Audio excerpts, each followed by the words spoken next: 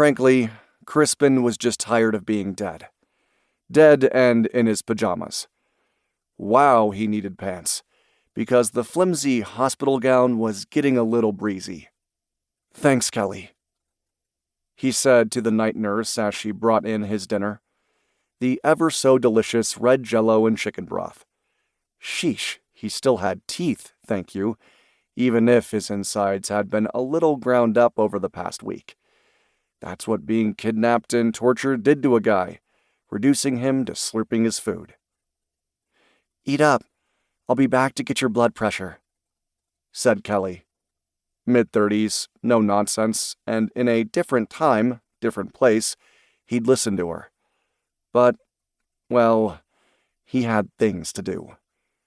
He pulled the tray to himself, the IV line tugging a little on the top of his hand where it connected. "Hey, is that cop still sitting outside my door?" "Dwayne?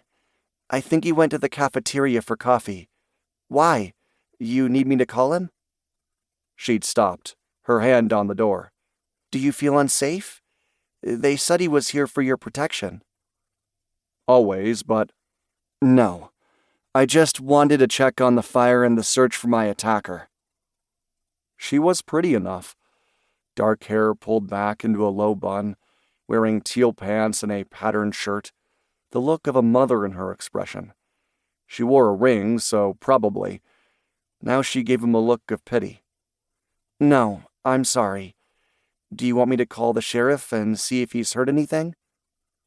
"No, that's okay." He picked up his spoon. "Thanks."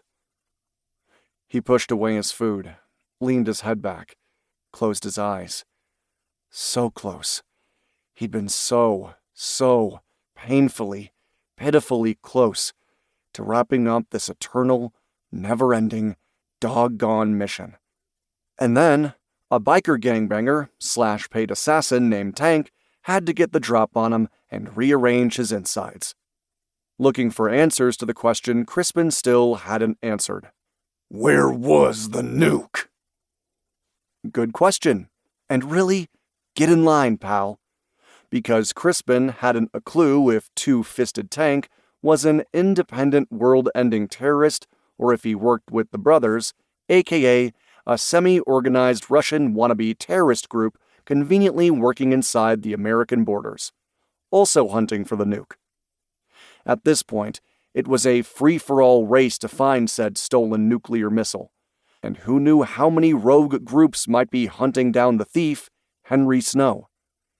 Ex-CIA agent Henry Snow, who had rescued the nuke from the grip of a rogue CIA faction and hidden it like an Easter egg in the woods of Montana. The same Henry Snow who'd reached out to Crispin 3+ months ago, telling him to come to Ember, Montana, and then promptly ghosted him. The stupid watery broth actually smelled good. Crispin reached out to pull the tray close. Heat sheared through him up his side, where at least one rib had folded under Tank's close and personal attention. Crispin's head still hammered too, a throb that might be more like a pellet gun against his brain, thanks to the go-round he'd had with kidnapper-numbered Dose. This time, he'd been snatched right out of the hospital, dragged to a cabin in the woods, and, from his sketchy memory, might have turned to toast in a house fire if former CIA agent and his once-upon-a-time partner, Booth Wilder, hadn't rescued him. He remembered his floppy meat self being dragged out of danger by Booth, but sadly, not much more until he'd woken 2 days ago bandaged, IVs in one arm, on oxygen, and his entire body needing a main line of ibuprofen, and wearing pajamas. Agenda item numero uno: find pants. Then he'd have to sneak past Dwayne and out the door of the hospital. Lift some wheels, maybe connect with Booth, and then, finally, find Henry Snow. Not even a clue how he'd do that. He tasted the soup. Not terrible.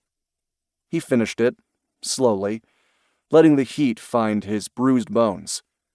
Maybe he'd live, but he'd stopped thinking past the next 5 minutes.